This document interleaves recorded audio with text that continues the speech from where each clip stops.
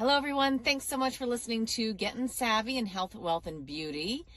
Important to note that everything is for entertainment purposes only. Please do speak and meet with a financial advisor before making any investment decisions. And also, please meet and speak with your GP before making any health or beauty decisions. All right.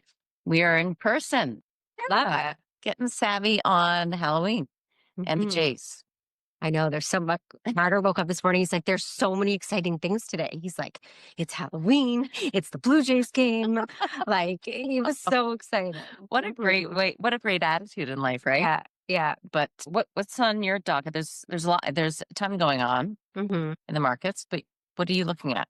So 3 things that I wrote down that we could, if we have time to discuss. So the first is, I don't know if you watch the Kardashians.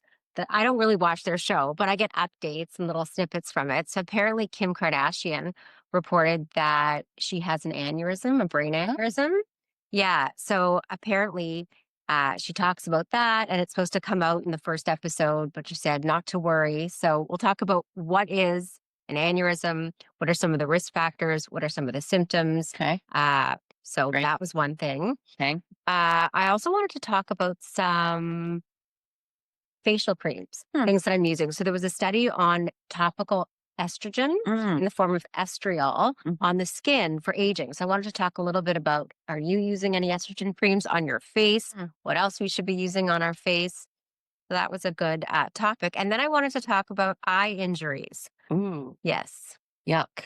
Okay. All right. For me, it's the markets that continue to power higher. Also, of course, we have to talk about tariffs. And there was a deal between China and the United States just the other day. So Trump and Xi Jinping, and that's for a 1-year essentially truce on tariffs. Okay. We also had the BOC, so Bank of Canada, as well as the U.S. Federal Reserve, the Fed lower rates this week by 25 basis points each. We'll talk about what that means and will there be more. And then on the stock front, NVIDIA hit $5 trillion in market cap. Google, I bought this only 5 months ago. I'm up 85%. So you don't have to be a genius finding this tiniest little mining stock that's going to make 1,000%.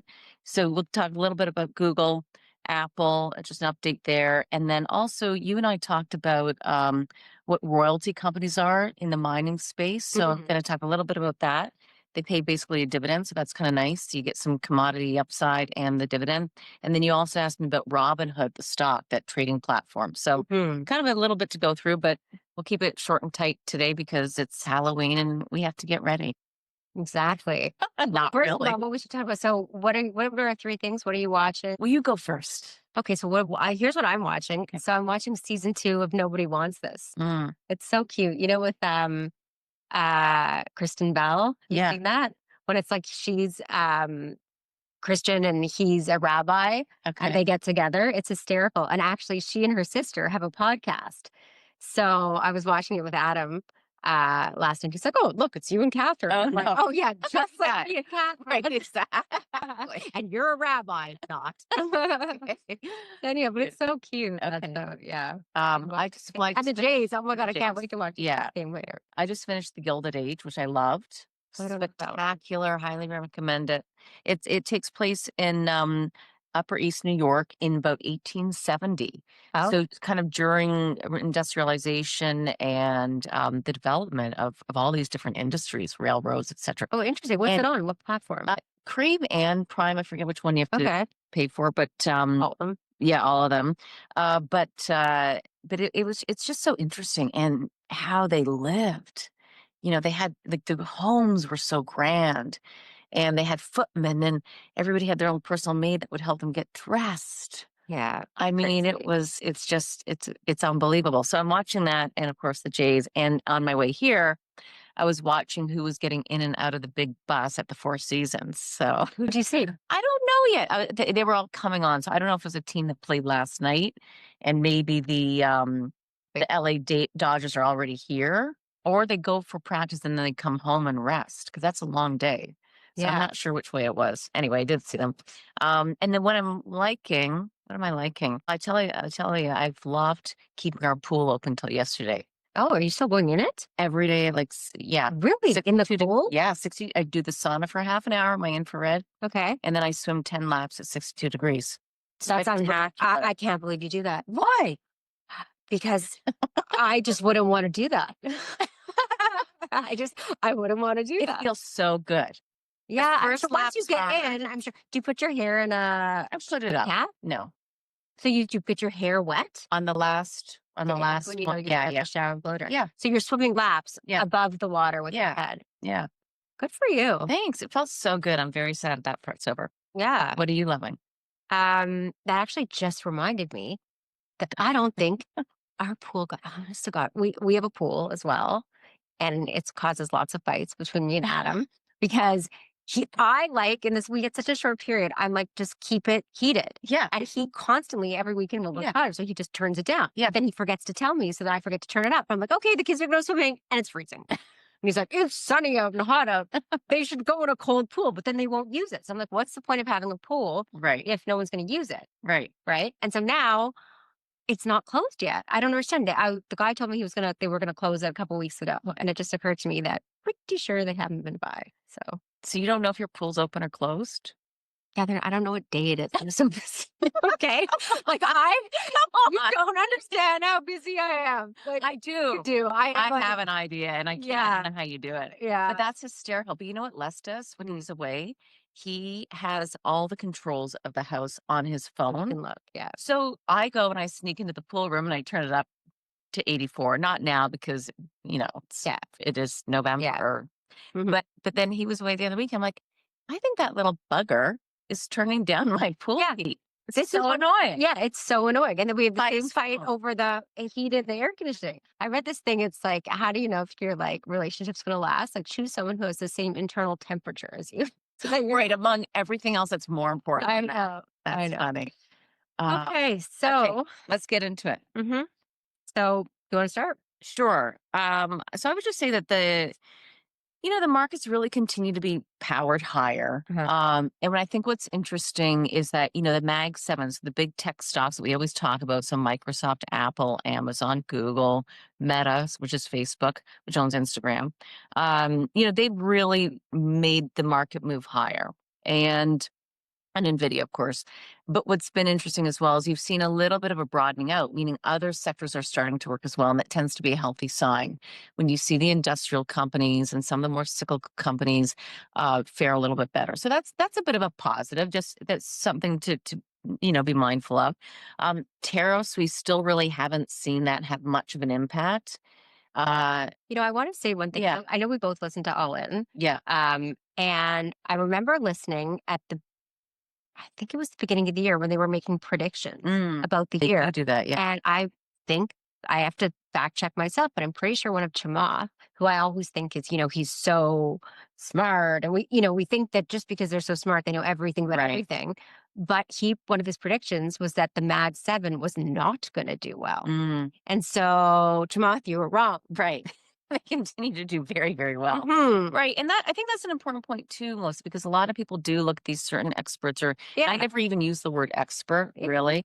No one knows. No one That's- knows. You can be the smartest person in the world, and also you can be so genius in one area, and That's not right. necessarily means you're a genius in every area. And at the end of the day, it's still just predictions. Like, you don't know. Well, at the same time too, like his expertise is more, I think, private equity and venture capital.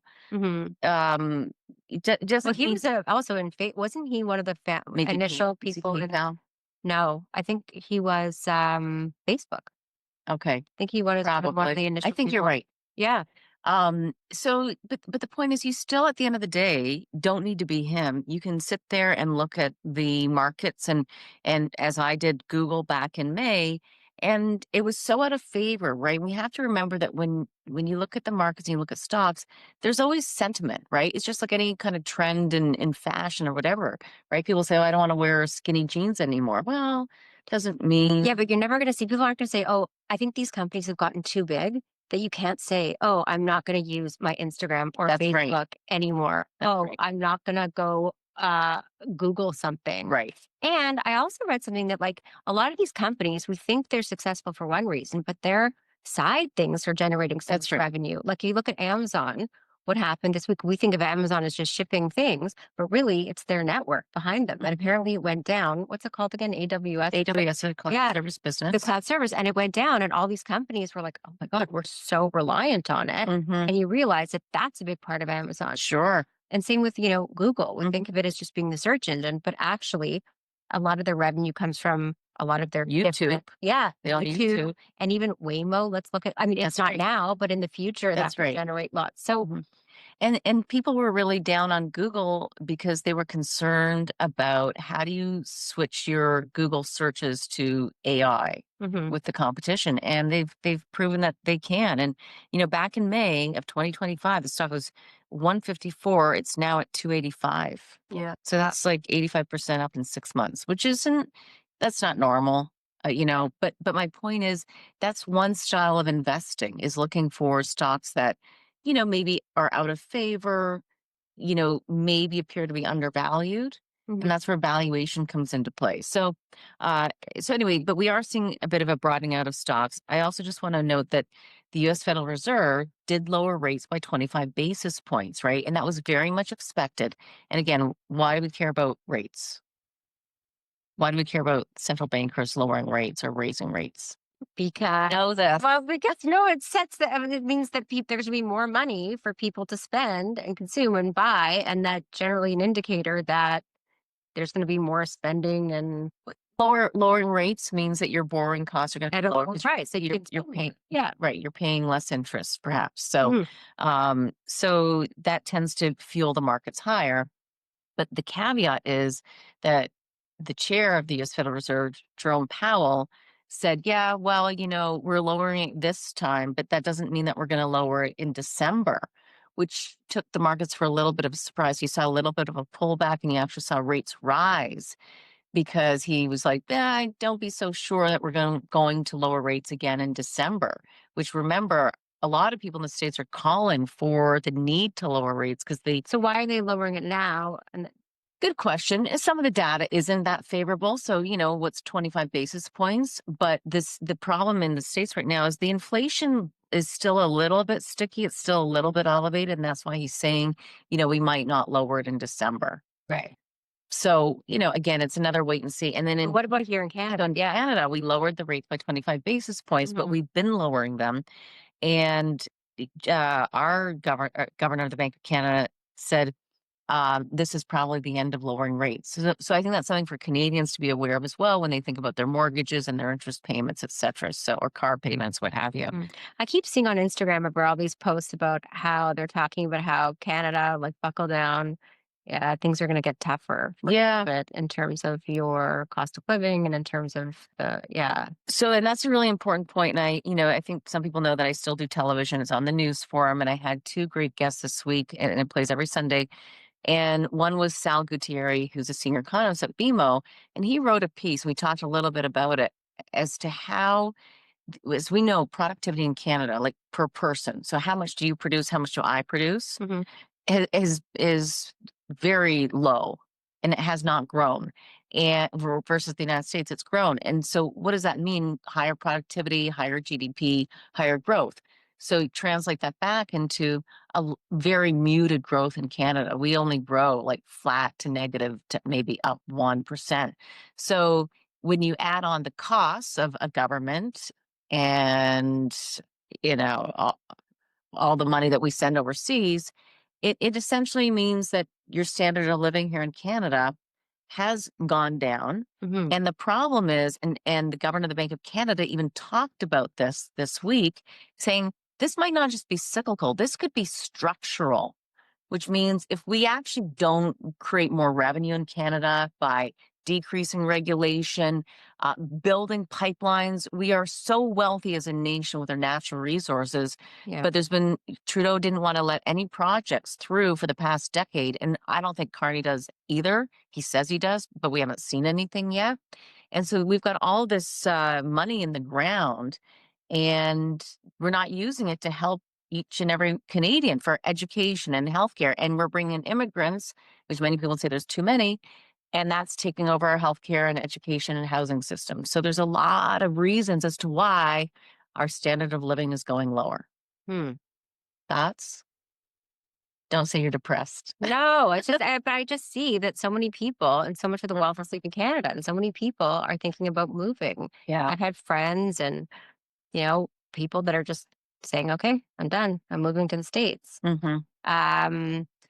Also, like, I don't know, did you see this Brookfield Mm-hmm. partnering with the U.S. government to build nuclear reactors in the States? Mm-hmm. Did you see this? I didn't look at it much, but I saw the headline. Yeah. But of course, Carney was the chair Yeah. at Brookfield Things. and said he had, said he didn't have anything to do with moving the headquarters of this Canadian company to the States, yet he was chair when that actually happened. Yeah, I don't know. I mean, it's all very beyond me. All I know, it's been good for my Camco.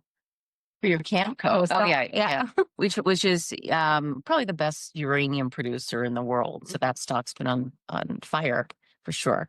So yeah. So let's talk a little bit. Okay. So what do you want to start with? I was going to start with the cream on your face. Okay. So yeah. So there's a study that came out. So a key paper that said topical estrogen for skin aging, a systematic review of safety and efficacy. So what the review found was that there wasn't evidence of benefit. So multiple randomized or controlled trials show that topical estrogens can increase epidermal and dermal thickness, collagen content, hydration, and elasticity in peri and postmenopausal women. And improvements were usually seen within weeks to months. So, wow. Okay. So what that means is, should we be putting estrogen on our face? And what the study says is it can have benefit. It can make your skin look more hydrated, and it can make your skin increase collagen. Now, people think, well, what about, isn't that dangerous? If, we put a lot of hormone replacement therapies topical. If we start putting all over our face and our bodies, isn't that going to lead to like too much systemic absorption? So the key thing to note is what type was used and what percentage. So in the study, they looked at estriol, 0.3%, and it has very little systemic absorption. So you'd want to use like a small amount, use it over your face. Sometimes you could use it on your chest or décolletage as well. So I actually have been doing this. So it's an off-label use. So you have to go get it, custom compounded. You can't just get it? No. So this is the thing. So you can't just go and buy it because it's a prescription. It's a medication, right? So the one I have right here is a combination of estriol, 0.3%, which was in the study, with hyaluronic acid and peptide. And the way I've been using it, so it says here, apply 1 pump on face and neck area once daily. So I've been using lately, do you use a retinoid on your face? I used to. You don't anymore? Not much, no. Okay, so I've been using tretinoin, which is a type of retinoid. First, I use a pea-size amount on my face, and then I wait, because retin is obviously proven also. It's been one of the things that especially dermatologists will say, this is known to help with cell turnover, collagen production. So I use that, then I wait, and then I put this cream on, and then I go to bed. And then I wake up. But anyhow, the thing is that, so there's a lot of you. So the thing about this is, don't just like, some people think, whoa, well, if my doctor's prescribing me a topical estrogen for hormone replacement, maybe I should put that all over me. No, don't do that. Don't do that. That will give you too much systemic absorption. Why? What would be in that? It's a higher percentage. Like that's estradiol. Oh. Not estriol. Okay. What would estriol normally be used for then? It's not really. Oh, it just happens. Sometimes they compound it. Some of the, like if you're using hormone replacement that you're getting compounded, not one of the ones that you're just getting a prescription pharmacy, sometimes they'll combine estradiol and estriol in the one that they compound, but otherwise it's usually estradiol. And why, like, what's the difference? Do we know? Is there much difference? I'm not sure the exact, how to describe the exact difference. I think it's where it comes from. Okay. The estrogen. But yeah, the other thing is you can look at the other one that they looked at in the study was estrase vaginal. So some women, especially when they're menopausal, we start recommending vaginal estrogen because your vagina needs estrogen to stay hydrated and healthy and collagen. And what they found in postmenopausal women, after years of not having estrogen, you can have dryness, painful intercourse. But you can also increase the risk for urinary tract infections, which can actually be a cause of mortality in seniors. So we're recommending vaginal estrogen. Sometimes one of the versions I prescribe a lot is Vagifem, which is just a tablet. But sometimes you can also prescribe an estrase, a low percentage. I think it's 0.01% is the amount. Now, that is a percent that you could potentially use on your face, which makes sense because a lot of women who don't want any estrogen, maybe they've had breast cancer, or maybe they're just very worried about getting increased estrogen. Vaginal estrogen doesn't seem to cause systemic absorption. So you don't have to worry about that, which makes sense if it's not low percentage. So you could potentially, if you're someone that gets that percentage of vaginal estrogen, sure, put a little on your face. Or get a custom compound, talk to your doctor or dermatologist. You can come see me. Yeah. At Wellness House, we offer these, or at my own clinic. So it's just like a compounded estrogen. So wait, are you selling that thing right now? Are you? Yeah. I'll try it. Awesome. Okay. Yeah. All right. Do you want to say how much it is? Or no? Well, but you guys actually sell that at Well House? Yeah, I'm not sure the exact pricing, so I don't want to quote it incorrectly. But it's not exorbitant by any means. So what I've been using on my face is, I told you, so I'm using the tretinoin 0.05% on my face. I do that a pea-sized amount, and I also put it on my chest and neck. And then I wait, and then I put this on before bed. And I do that. I started off doing it like 3 times a week because the retin-A can cause some irritation. But once you get used to it, and then in the morning, always sunscreen because, the skin increased risk for sun damage to the skin. And then I'm also using a custom compounded cream that has hydroquinone in it on just some pigmented spots. Wow. Yeah. So there's lots of things we can do for our skin that aren't necessarily lasers and injections and facelifts. There's a lot of topical things we can use that, isn't just hocus pocus. Like the studies actually show efficacy. So the hydroquinone, years ago, I used it in the States. So there's this great line. I can't remember I think it was a Abaji actually. And, but that I didn't think hydroquinone was allowed in Canada. Yeah. Now it is maybe. Yeah. So this is hydroquinone 5%. It does work. It works. But it also works on rosacea, I found. It actually brightens up any kind of redness. So it's not even just, I found, for the dark spots. Really? Yeah. Interesting. I haven't used it in years. The other one, so I had acne growing up. So I used Retin-A all the time. Oh, so and from got the benefit. I think I did. I had used it since I was about 14, 12 or so. And then I kept going throughout my 30s. That's maybe why your skin looks so good. Well, I don't know if it looks good, but I did use it for most of my life. And then I only stopped when I was hoping at some point to get pregnant because you're supposed to not have it in your system, a year or so before. And then I just got off of it, but I wouldn't mind going back on it. It's probably a good idea. Yeah. So have you noticed a difference though?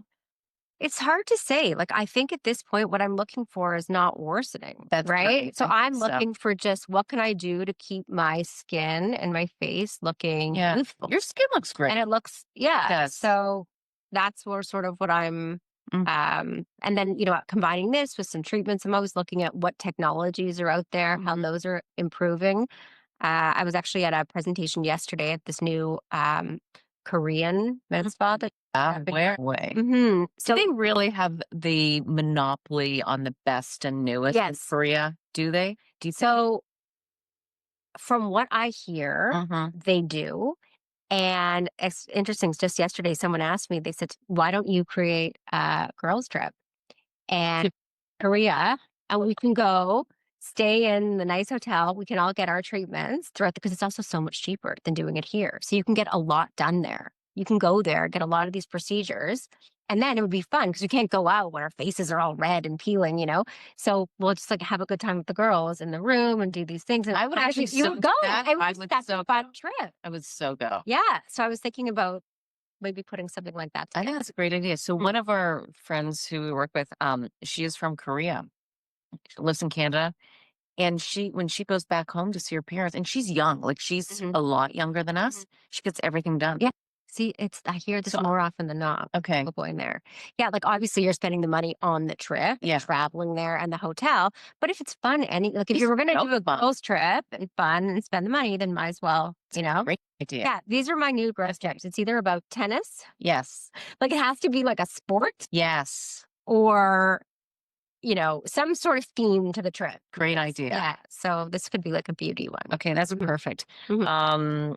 And then I was going to ask you one other thing about that. Oh, what I was going to say was there's also all this commentary and the FDA, I think as well, saying be careful about all of these radio frequency. Do you want to comment on that? And Yeah. I really want two things I want us to do with this podcast is I really want to get some guests. So I'm like, we'll alternate with a markets person, a stock person, investment, wealth management, and then different experts on the medical side. But what are you seeing and hearing? So the FDA put out this warning on radio frequency microneedling technologies like the Silpherm that I had done, like Morpheus, like Potenza, that they can cause worrisome skin complications and burns.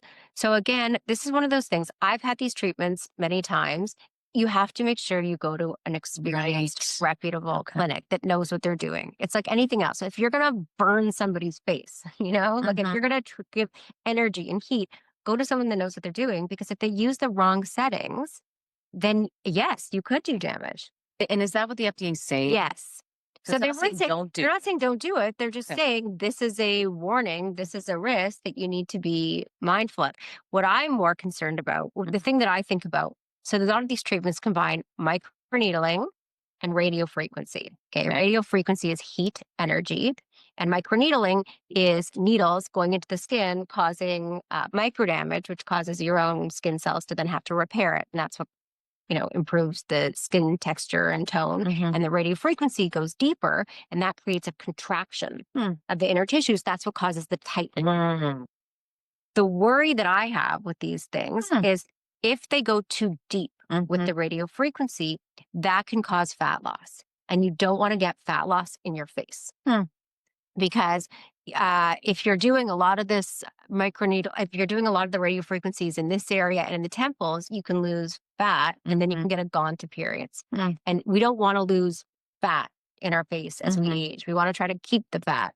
Do you think, though, that have you seen much of that? It's, where people start to lose the fat in their face. Have you?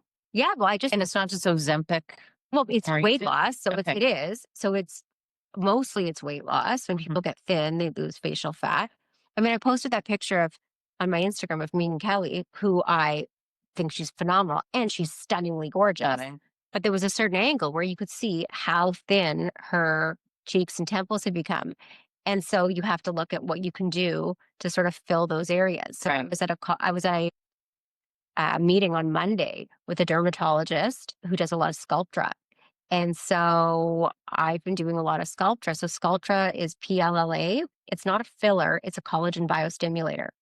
And so when you put the Sculptra in, it creates collagen. When it creates an inflammatory reaction, it creates collagen. And that can help fill out some of this area without looking puffy, because we don't want to get that filled, puffy look on our face either.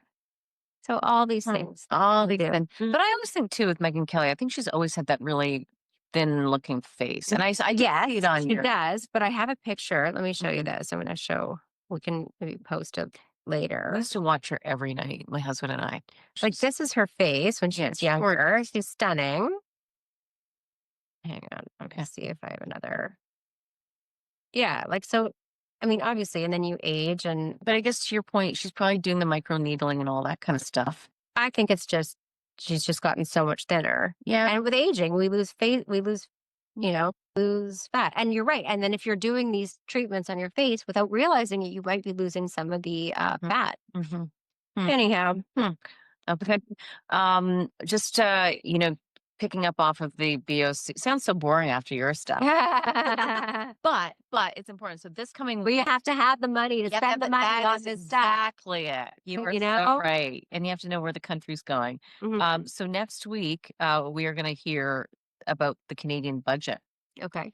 So it's a bit of a big deal because we haven't heard what Carney's plans are really. I mean, they have leaked some of it, but but the problem is, so there'll probably be austerity, so pulling back, and we probably will have some spending. And we'll see, if it will actually help the Canadian economy grow. The reality, as I say, is we need to generate revenue, and we have all these natural resources that aren't being utilized. So, if you can spend, which we've been doing for the past decade, right? Under Trudeau, the debt increased by $800 billion. The deficit in Canada is over $1 trillion. The interest payments alone on that are equivalent to what they bring in for GST revenue. So all that money you pay, I always say this, on GST every time you buy something, you'd think that could go into the coffers and help the country grow and help our healthcare system. No, no, no. It's just going to pay the interest payments on all this debt that's been accumulated.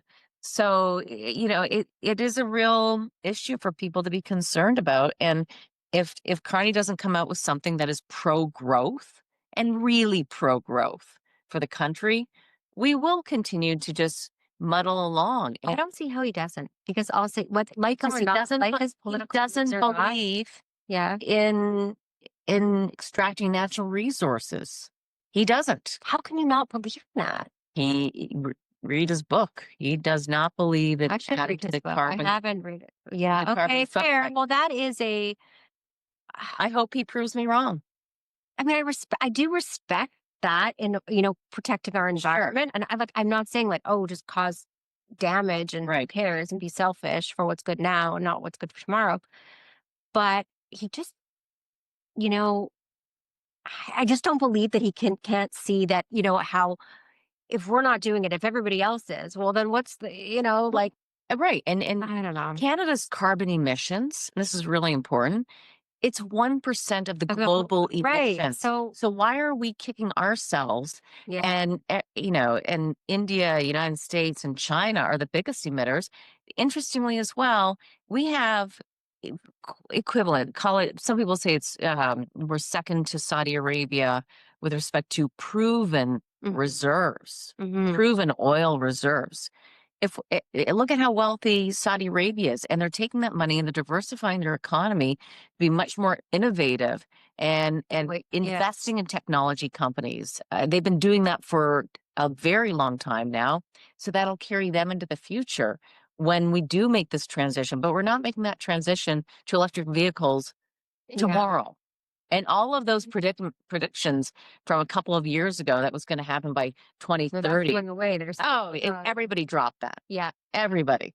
So I mean, at the end of the day, I really believe leaders, you have to lead for all the population, not just your own ideologies. And I think if you really look at a lot of leaders around the world, they've really been putting their own ideologies first. So I don't know if you saw the clip going around when Carney and Trump were sitting together, and Trump makes a comment to Carney, well, you guys have some good hockey teams. And Carney was like, yeah, and our baseball team, the Blue Jays.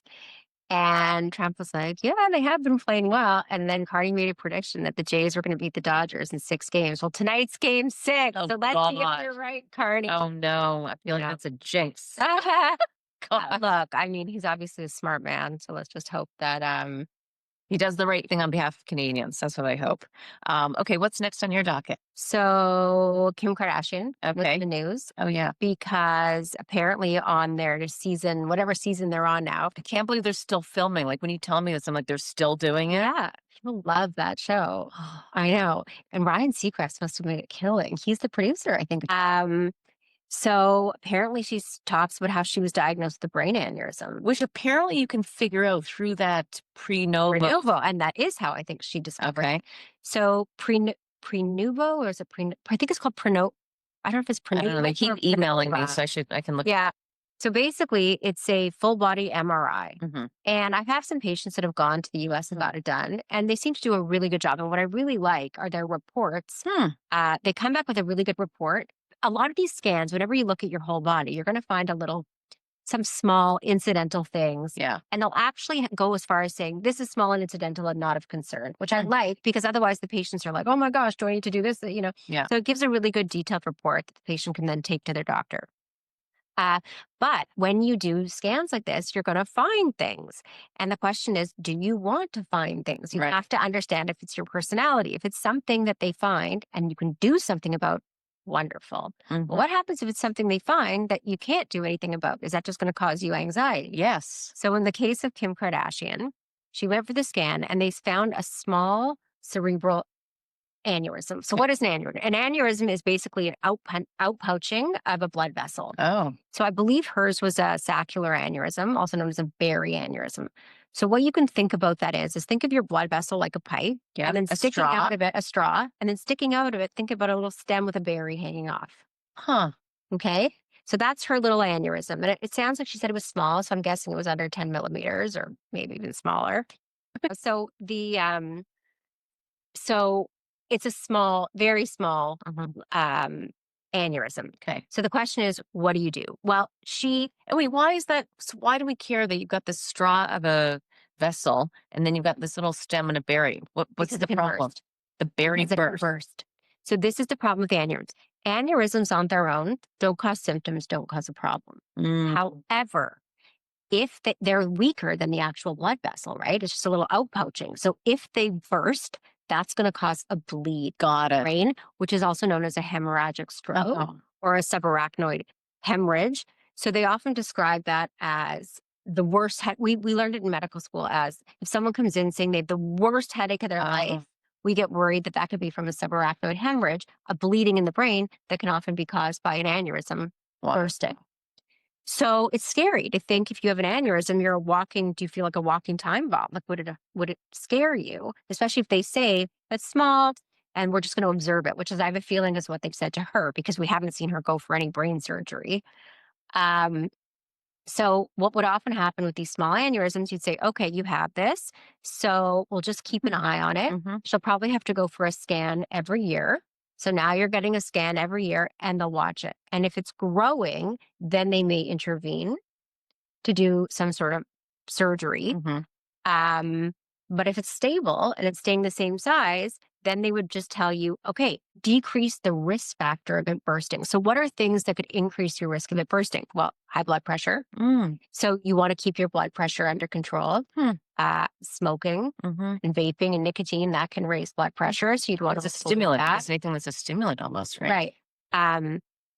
Stress. Obviously can increase. So I think she said she'd been under a lot of stress and she was sort of implying that might have been what caused the aneurysm. But I don't think stress causes an aneurysm. However, a lot of stress could cause an aneurysm to rupture if it increases your blood pressure.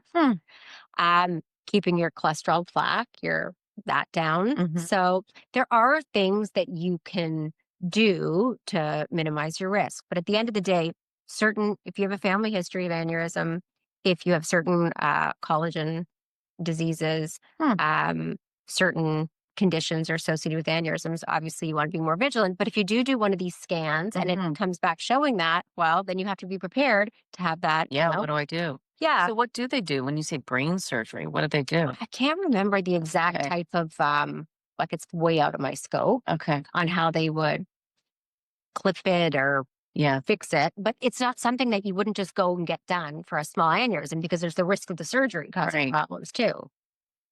So anyhow, in her case, maybe she's happy she learned about it because it can just make her more likely to seek care immediately if she develops a severe headache, where otherwise she would have taken Tylenol and said, okay, whatever, we'll wait. But now she knows the things to look out for. I have a guy friend. He's turning 40, very successful, probably some stress. And he did do the Pronova and he knows he has an aneurysm. Yeah. So that's one of the things that can come back showing. And the question is, will that save lives knowing that? With that data we don't have yet. I wonder how common aneurysms are. To me, I always thought they were very rare, but I don't know that they are. But the thing is, we wouldn't know. So most people don't go and get imaging. Right. You wouldn't know how many people are walking around with aneurysms. Like you could have one, I could have one. I don't know. I do know somebody else who had major headaches and did have an aneurysm and passed. Yeah, so do I. Isn't that awful? Yes. Like when you think that maybe, it is preventative, but again, then you have to have the surgery. Yeah. I know. All these things I know that we never thought about when we were younger. Mind you, it did happen to people when we were young too. Yeah. It can happen. Yeah. So the key thing is just make sure that you manage it. A lot of the stuff always comes back to managing your risk factors of what high blood pressure. So many people walk around with high blood pressure and they're like, if it's just blood pressure, it's just blood pressure. But it's such a risk factor for stroke, heart attack. Well, and correct me if I'm wrong, but the way I think of it is when you have high blood pressure, everything's just ramping up all the time. You're like your body's having to work so hard. Is that right? Well, it's just causing a lot of extra force against the blood vessel. Okay. So it's more pressure in the pipe, and that more pressure in those pipes can do damage. Is there a range that you think of as high blood pressure, or is it so specific? Yeah. So anything, so you want, no. So, I mean, we always talk about the ideal blood pressure being 120/80. But so ideally you want high blood pressure. So when the top number, it used to be over 140. Now they're saying it should be under 130 for optimal, the top number. And the bottom number, we used to say under 90. Now they're saying optimally it should be under 80. And then we say, well, as low as it can go without you feeling dizzy. Because if you have low blood pressure, that can also be a problem. Right. Because you can feel dizzy, faint. You can faint. It can be a cause of some people standing up too quickly, falling, injuring themselves that way. So, yeah. But isn't the spread important too? So the difference between the top number and the bottom number, you don't want it to be too large of a difference. Okay. But that's what you really want to focus on is just keep it low. Okay. Keep it low. And you know what? If that means you have to take a medication to keep it low, take the medication. Yeah. Like so many patients I always tell they don't want to be on a pill. So they're like, I'd rather keep my blood pressure at 140/90 knowing I'm not on a pill than at 120/80 knowing I am on a pill. But that doesn't make sense to me. Right. Why? If the pill's going to help you, think about it like Ozempic. That's like someone saying, I'd rather keep my weight at 180 pounds not on Ozempic than 150 pounds on Ozempic. Why? I just think these drugs are like, and speaking of Ozempic, let's get to article. Okay. So I just saw this and I thought this was interesting. So when we say why, I have a lot of people that say, well, I'm worried about the eye injury and the blindness. Am I going to go blind? Okay. So a new JAMA ophthalmology study of 48,000 plus people found no link between GLP-1 drugs and blindness or severe diabetic eye disease. So there was no increased risk of blindness. The retinopathy rate stayed stable, and long-term eye health may even improve. So earlier concerns were from short-term effects on rapid blood pressure drops, not the drugs themselves. So that doesn't. But you know what does cause a lot of eye injuries? What? Oh, we're looking at the screen. Nope. Oh. Guess again. God. What can you guess has caused a major increase in eye injuries in the emergency room over the past couple years? Oh, well, you said people hitting themselves or like injuries. I don't know. Pickleball. Oh, no. Yes. Yeah. A recent study in JAMA Ophthalmology found that between 2005 and 2024, there were an estimated 3,000 eye injuries related to pickleball in the U.S. In 2024 alone, the estimate was 1,262 eye injuries from pickleball. And the incidence is increasing rapidly because so many people play pickleball now. Yeah. And I can see why people play it because it's so fun and it's easy. It's just easy to get in a game. Yeah.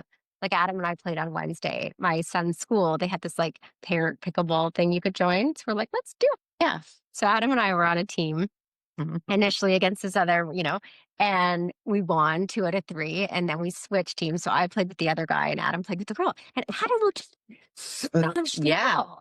And you're in a close proximity and the ball's hard. And if you smash the ball and it hits your eye, this is what's causing. It can cause retinal detachment, which can be a cause of blindness. Wow. It can cause orbital fractures. It can cause hyphemas. It can cause bleeding in front of the eye. It can cause globe damage. So there's more of a chance of you having an eye problem playing pickleball than you having an eye problem on a GLP-1. Okay. But then I said to him, I'm like, can you stop? Like, we've gotten a bit of are you, you're going to hurt? This is a friendly game, Adam, So then he felt I was going to say, is Adam competitive? And I know the answer. And he said, well, I want to win. And I'm like, do you want to win at pickleball or do you want to win at life with me? So then he started just dinking softly. Yeah. And then we won. I got in his head. But you know what, Melissa? I don't know why people, and I stopped playing that more for like not wanting to hurt my ankles or my knees. But also the face. But like people need to wear a You need mask. protective eyewear. And the thing is, I didn't. in the game. And I'm playing this weekend. I'm in some tournament that I've got signed up for, which is embarrassing because I don't even, haven't taken lessons. Like I can play because I play tennis. And You're saying you're embarrassed to wear eyeglasses because So I'm it's not look like embarrassed. you're that sporty. I'm not, okay. Well, you are sporty. No, I'm just embarrassed that I'm playing in a tournament for something that I'm not very Oh. good at, but I'm only signed up as a beginner. So I'm hoping that I'm a better beginner than the other beginners. I'm sure you are. I don't know, because when you play doubles, like usually on the court, my strong point is my ability to outrun, like run and get the ball. Right. With pickleball, it's tennis, really yeah. just eye hand, right? Yeah. And strategy and being able to place the ball, and that's not necessarily. If you don't have goggles, the squash goggles, you should put your ski goggles on. Oh, because they'd be bigger and more protective. I don't think I could see properly. I don't Pretty have enough good. to see. There's no peripheral vision. It's like a, right in front of you. Okay. I mean, if you can ski with ski goggles, you can use ski goggles to play pickleball. You know what? They should invent cool looking goggles. This is a good idea. Do some. I have so many side hustles already. I know. Okay, wait. So speaking of not having, one thing I love about investing as well is I don't have to have as many side hustles because my money's making me money. I know. You know this. I know. It's true. That is the biggest side hustle, is investing. It's so true. It's a great side hustle. And, look, there's all different types of stocks and ways to invest. And there's growth companies like a Google or an Apple. And then there's looking for value, right? And I did think that Google is a growth company with value. That's called GARP, growth at a reasonable price. GARP. So that's one way to invest. Then you can also have, really momentum stocks, which would be more of like a Tesla, probably a Robinhood, which we'll talk about. Then there's your dividend paying stock. So I kind of get paid to wait. So, as you know, I bought Exxon years ago at I think $43 and it's at 115 now. And I get I think a 7% dividend yield because I bought that was when it was undervalued. So the dividend yield's higher. So I get paid to wait. I collect money. But one thing that I wanted to mention too, we talked about it briefly, was royalty companies, which we have in Canada. And these royalty companies are in the commodities, mining, and minerals space. So Franco-Nevada was actually started back in 1983 by Seymour Schulich and Pierre Lassonde. They started Franco-Nevada, trades in Canada and the United States, tickers FNV. It's a large cap company. And the structure of these companies are they basically lend upfront or provide upfront capital to mining companies. Mining obviously takes a lot of capital, right? So the royalty companies like a Franco-Nevada, which is mostly focused on gold, provides this upfront capital. The agreement, though, is that mining production will be paid back to this Franco-Nevada, this royalty company, and the shareholders then get their dividend or their payout. Got it. Either in cash or I think in some even, I don't know if they get gold. I don't know, but not with this case. So that's a nice way to have some participation in the upside of the commodity price, because commodity prices are not always, but should reflect what's going on in the mining company, right? If gold goes higher, the gold stock should go higher. But of course, then they have to look at where are they mining. If it's in countries that aren't favorable in terms of rights, then that'll put a damper on the stock, just as an example. But in general, if you own a gold company, and the price of gold goes up, you should see the stock price of that gold company go up. So for this royalty company, Franco-Nevada, that doesn't have to take the operational risk of mining, but provides this upfront capital, you get to participate in the move higher in the commodity price while getting a dividend. So I just thought that was one way to. So Franco-Nevada, is that publicly traded? Yeah. And it's a large cap company. Okay. Again, it's been around since 1983, so long track record. Trades in Canada and the United States. It's had a big run, so obviously then the valuation's higher.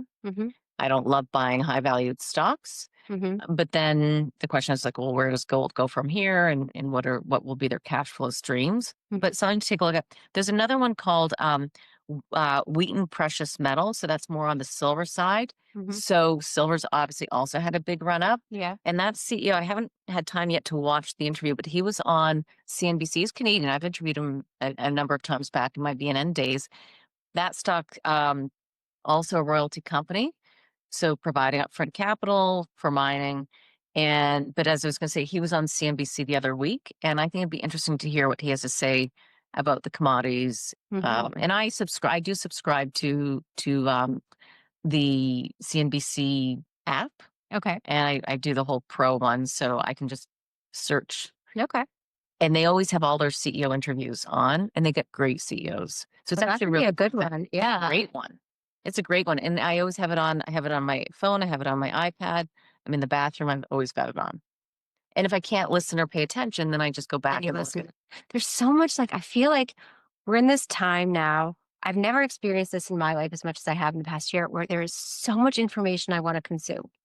It's like there's so much I want to read and learn and do and look at. I don't know if that's just my age now, like if people always feel like this when they reach this stage of their life, or if it's just that there's so much information. We're just in so much information. Well, you're also highly intellectual and curious, but I also think too, I thought you were going to say there's just too much information coming at us, which I also think. And so it's like, okay, I always sit back and say, what am I really trying to achieve? And I'm really trying to achieve making sure my portfolio is really working for me. Yeah.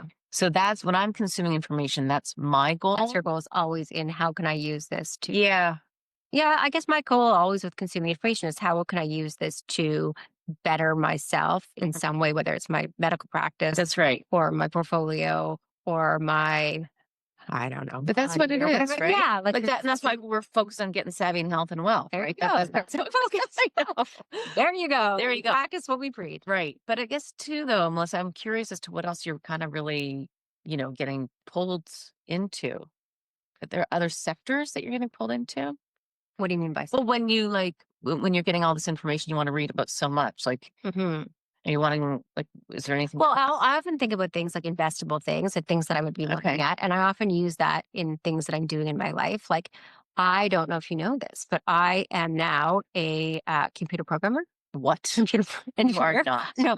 So I have created in the past couple months my own app and website. Okay. Using AI. You did tell me a little bit.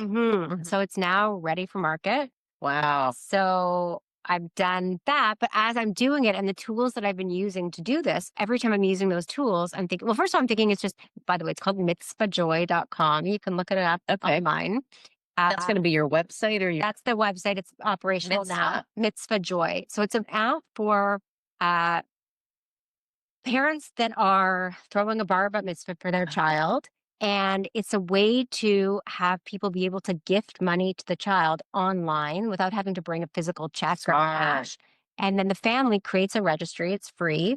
And they choose a charity that they want to donate 10% of their proceeds that they receive for the bar mitzvah to. Great. So I have like these charitable partners. And so basically you create this registry for your child, free to do. You send the link to your guest. Amazing. Then if the guests want to contribute a gift to you, a monetary gift, they can do it online. There's a small charge to the guests, but it would be less than the price of them having to buy a physical card. Right. And then they gift the money and the child gets the money. 10% of that will go to the charity. And it's just user friendly, and it's just an easy way to automate something that seems antiquated to me. Right. And the thank you cards can then be done online as well. So instead of mailing a thank you card, yes, which I got one from Rebecca. Yeah, I forgot to tell you that. Yeah, which we don't have the physical act. This way you can do it online, and you can send pictures from the event and a link to the Yeah. So I just was really excited about building this, and I've done it now. But as I'm building it, I'm thinking, I want to invest in the tools that I use. The fact that I could build this myself as a doctor and not an engineer, is amazing. Yeah. And I think that I'm looking at, okay, how can the fact that we can do this, what are the businesses that are going to really blow up as a result of this? So that's one thing I'm doing. I don't know. I'm always looking. That's because you see the Wealth Simple valuation. No. $10 million. So valuation meaning, are they looking to go public right now? I think it may seem that way. Okay. Or I guess they raised some money. Oh, no, just sorry. said They that would have was raised money and it was at a $10 billion. Yeah. $10 billion valuation. Yeah. So, I mean, all of these things, and then that's when we think about Robinhood. Yes, Robinhood is Robinhood. public, so that was sort of a segue into that. That's right. So Robinhood is public, and you kind of want to take a look at the stock, and it is it's up 250% in not that long. It's trading at $146. It's got a $170 price target. For those people who don't know, the ticker is HOOD, HOOD. It started in 2013, if you can believe it. And the idea was to really democratize the markets. And I think this is really important. And, you know, for people who are new to listening to this and I haven't opened up my own online account, it's not difficult. So just do it. It's so easy. I mean, this has been going on since 2013, at least. Well, longer than that. There's been many online companies, but this one, the trading it's commission free. Yeah, on Robinhood, and they're all simple. If you're not simple. Yeah. So you know, I still use Quest Trade. I have a couple online accounts, and I pay maybe $9 per trade. But back in the day, you'd have to pay $200 per trade. So right now, it's just so inexpensive to invest rather than having your money sit there. Well, if you invest well, if you gamble, it's very expensive. That's right. Yes. Do your homework. Listen, there's so much information out there. It's everywhere. It's really not that difficult. It's like anything else. You just got to start doing something to learn how to do it. I always say this, like, just what are you afraid of? Right. Tell this to people, like, whenever they're thinking about taking a medication or thinking a track, what are you afraid of? Yeah, but you have no fear. I do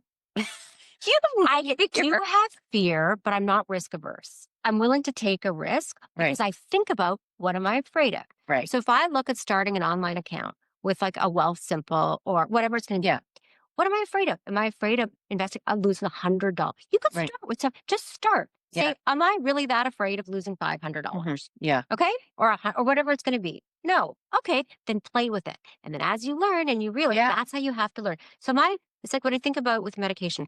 Am I really that afraid of trying something like going up? Let's say we're going to try hormone replacement therapy. Okay, am I afraid of trying it for a month and then stopping? Oh, you know, what's the downside? Right. There are certain things I'm afraid of. Yes. Right. I'm not going to go bungee jumping. So I see zero upside and I am smashing my head into the ground. Yeah. No.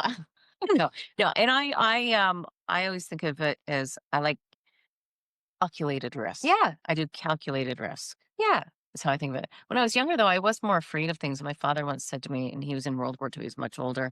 He said, "Stop being afraid of everything." And I'm like, that's a good point. Done. Just stop. Just think about what you're afraid of. Think of what the downside. And then just, you know, I think most people are afraid of making a decision. That's right. And indecision is a decision. Melissa, is there anything left on your list? Do we do everything? And aneurysms. Okay, we're done. Aneurysm. Yeah. Okay. Have a great weekend. And the Jays.